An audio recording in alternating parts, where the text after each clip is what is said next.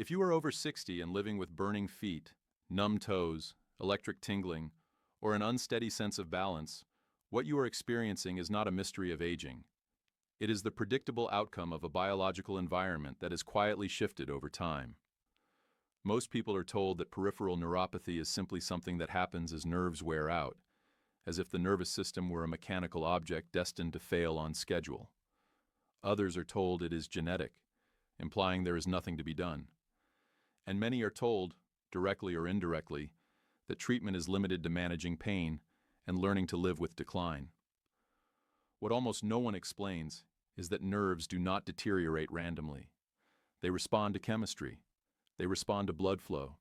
They respond to the metabolic signals they are exposed to every single day. When those signals become hostile, nerves suffer. When they stabilize, nerves often surprise us with how much function they can retain. Peripheral neuropathy is not a single disease. It is a pattern of injury. It describes what happens when peripheral nerves, the long communication cables that connect the brain and spinal cord to the rest of the body, begin to malfunction. These nerves are responsible for sensation, movement, balance, temperature perception, and pain signaling. Because they are long and metabolically demanding, they are uniquely vulnerable to changes in blood sugar regulation, circulation, inflammation, and nutrient availability. This vulnerability explains why symptoms often appear first in the feet and hands, the areas farthest from the heart and most dependent on tiny blood vessels for nourishment. One of the most important concepts to understand is that nerve damage develops long before nerve pain does. For years, sometimes decades, nerves can be exposed to subtle but persistent metabolic stress without producing dramatic symptoms. During this time, damage accumulates quietly. Proteins inside nerve fibers begin to change shape. Blood vessels stiffen. Protective insulation thins. Electrical signals slow and become less precise. The nervous system compensates remarkably well, masking early dysfunction. By the time burning, numbness, or instability becomes noticeable, the process is already well underway. This delay is what makes neuropathy feel sudden and unfair, even though it has been building gradually beneath the surface. At the center of this process, for a large percentage of people, is a class of compounds called advanced glycation end products, commonly abbreviated as AGEs. These compounds form when glucose molecules bind irreversibly to proteins and fats in the body. This is not a benign attachment. It changes the structure and behavior of the tissues involved.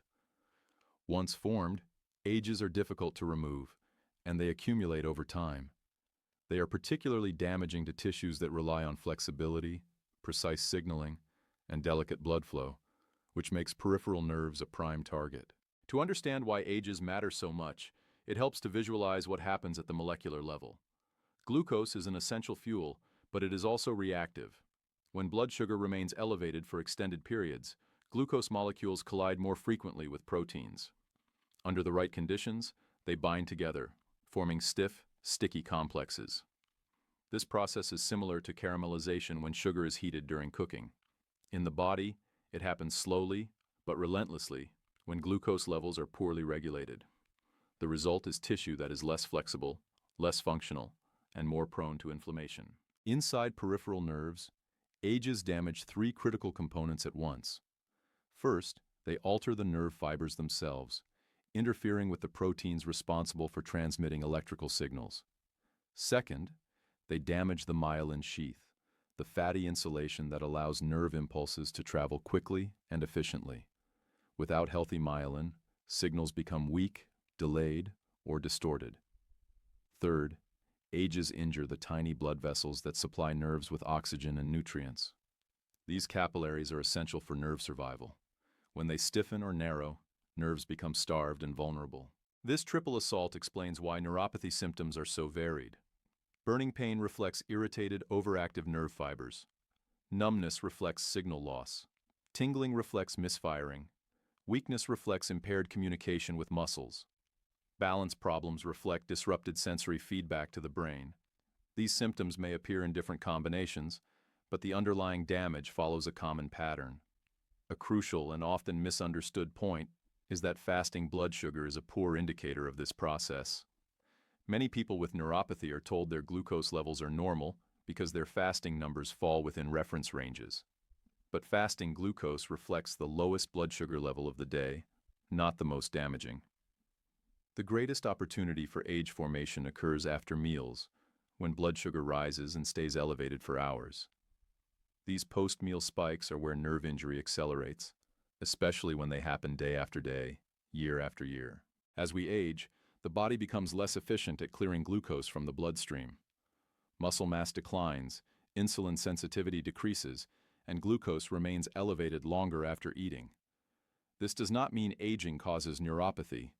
It means aging reduces metabolic resilience. When combined with modern eating patterns, frequent snacking, late-night meals, and processed foods, this reduced resilience creates the perfect environment for age accumulation. Vitamin B12 plays a critical role in this story because it is essential for nerve maintenance and repair. B12 supports myelin integrity, DNA synthesis in nerve cells, and the detoxification pathways that help neutralize metabolic byproducts.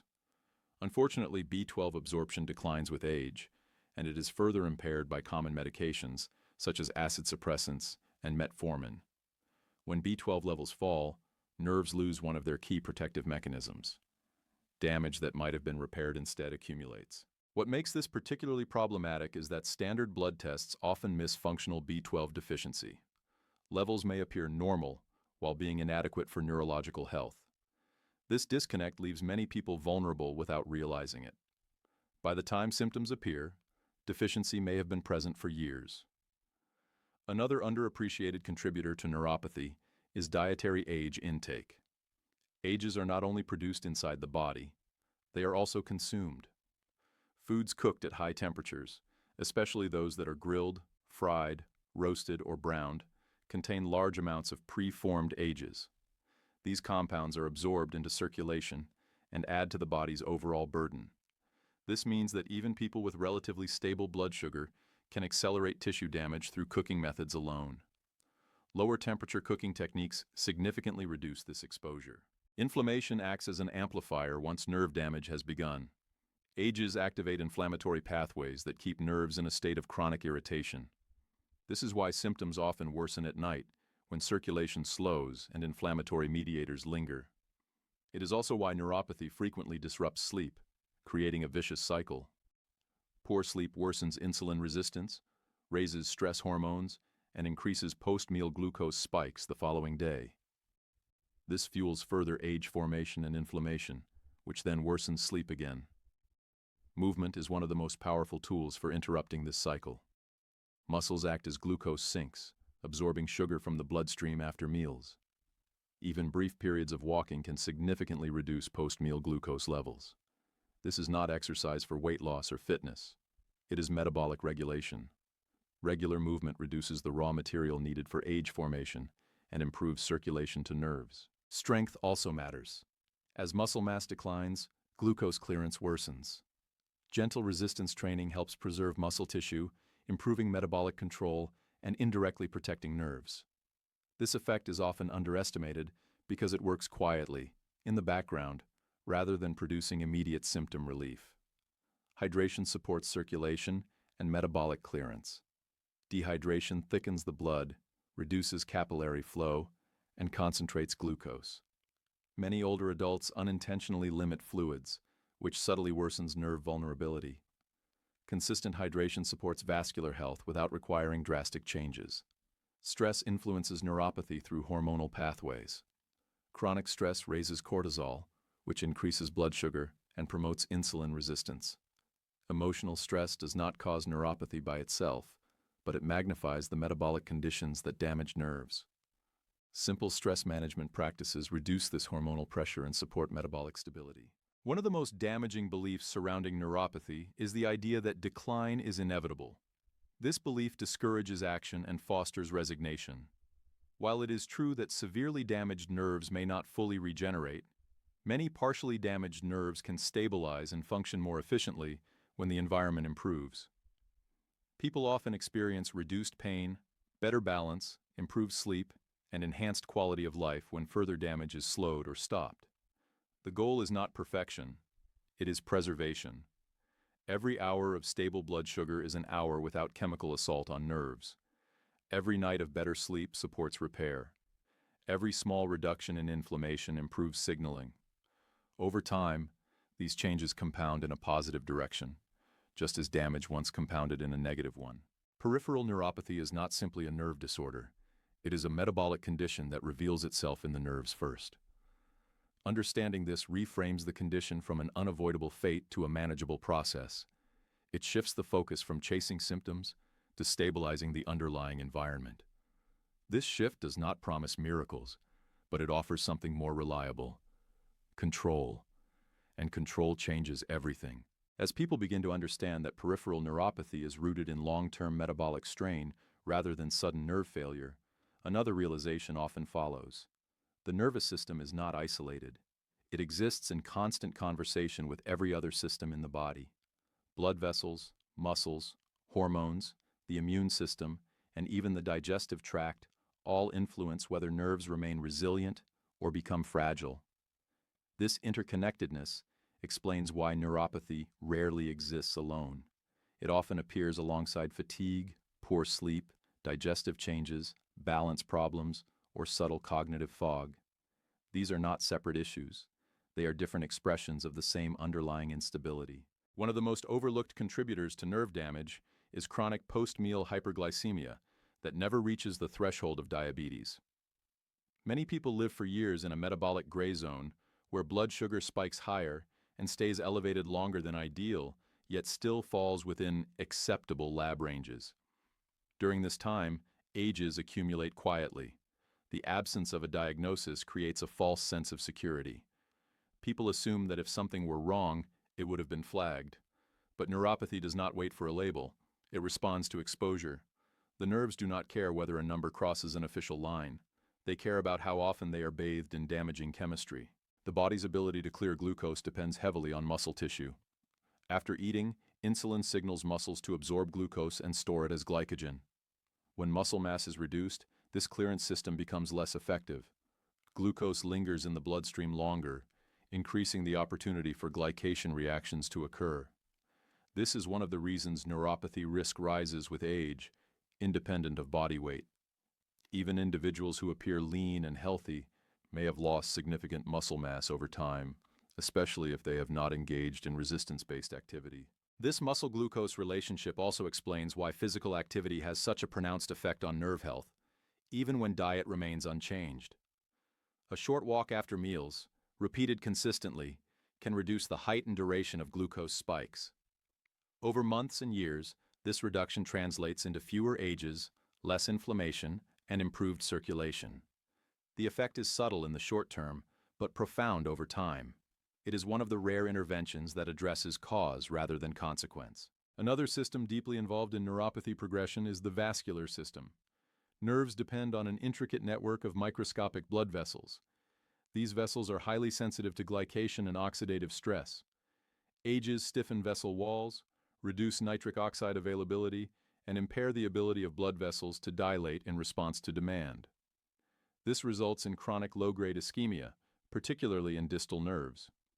The feet are affected first not because they are weaker, but because they are last in line for blood supply. This vascular component explains why symptoms often worsen in cold environments or at night. Reduced circulation amplifies nerve dysfunction. It also explains why smoking, even years in the past, increases neuropathy risk. Smoking damages blood vessels in ways that compound metabolic injury. The nervous system remembers these insults long after exposure ends. Inflammation weaves through every stage of this process. Ages activate receptors on immune cells that trigger inflammatory cascades. These cascades increase oxidative stress, damage mitochondria within nerve cells, and further impair insulin signaling. Inflammation becomes both a result of damage and a driver of further injury. This feedback loop is one reason neuropathy can accelerate once symptoms appear, even if lifestyle remains unchanged. Sleep is one of the few times the body prioritizes cellular repair. During deep sleep, inflammatory signals decrease, insulin sensitivity improves, and growth factors support tissue maintenance. When neuropathy disrupts sleep, this repair window shrinks. Over time, insufficient restorative sleep worsens metabolic control and accelerates nerve damage. This bidirectional relationship explains why improving sleep quality, even modestly, can have outsized effects on symptom stability. Late-night eating is particularly harmful in this context. Consuming food close to bedtime raises blood sugar during hours when insulin sensitivity is naturally lower. This prolongs hyperglycemia and interferes with nocturnal repair processes. Many people notice that shifting their last meal earlier leads to improved sleep within days, followed by gradual improvements in neuropathy symptoms. This change requires no new foods, supplements, or medications. It simply respects the body's circadian rhythms. Digestive health also influences nerve function. The gut plays a role in nutrient absorption, immune regulation, and inflammation. Poor digestion, altered gut motility, or chronic irritation can impair absorption of key nutrients such as B vitamins and magnesium. It can also promote systemic inflammation. While gut issues are rarely the sole cause of neuropathy, they can exacerbate vulnerability and limit recovery.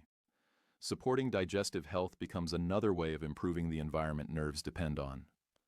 The emotional impact of neuropathy deserves equal attention.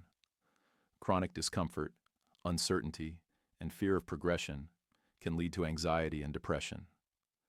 These emotional states further disrupt sleep, increase stress hormones, and reduce motivation for self-care. This creates another feedback loop, one that is psychological rather than biochemical, but no less real. Breaking this loop requires understanding, support, and realistic expectations rather than blame or denial. It is important to acknowledge that not all neuropathy is metabolic.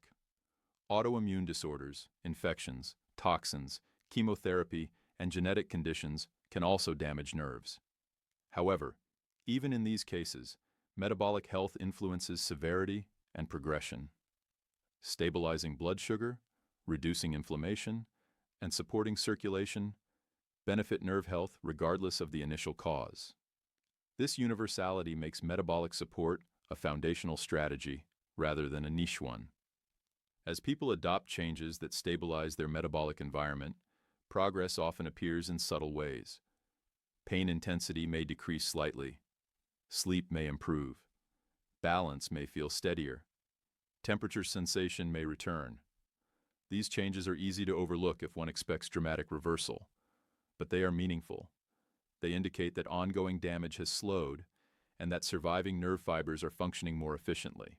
It is crucial to measure progress over weeks and months rather than days. Nerves heal slowly. Metabolic adaptations take time. Fluctuations are normal. A bad day does not negate progress. Looking at overall trends provides a more accurate picture and prevents discouragement. For individuals with advanced neuropathy, the focus shifts from recovery to preservation.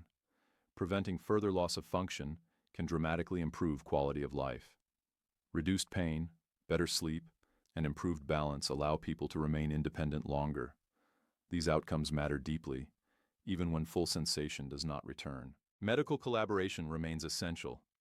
New or rapidly progressing symptoms require evaluation to rule out other causes. Medications may be necessary for symptom control and should never be discontinued without supervision. The strategies discussed here are not replacements for medical care. They are complementary approaches that address mechanisms often left unaddressed in standard treatment models. As research advances, the narrative around neuropathy is slowly changing. What was once considered an inevitable consequence of aging is increasingly understood as a modifiable process influenced by lifestyle, metabolism, and systemic health. This does not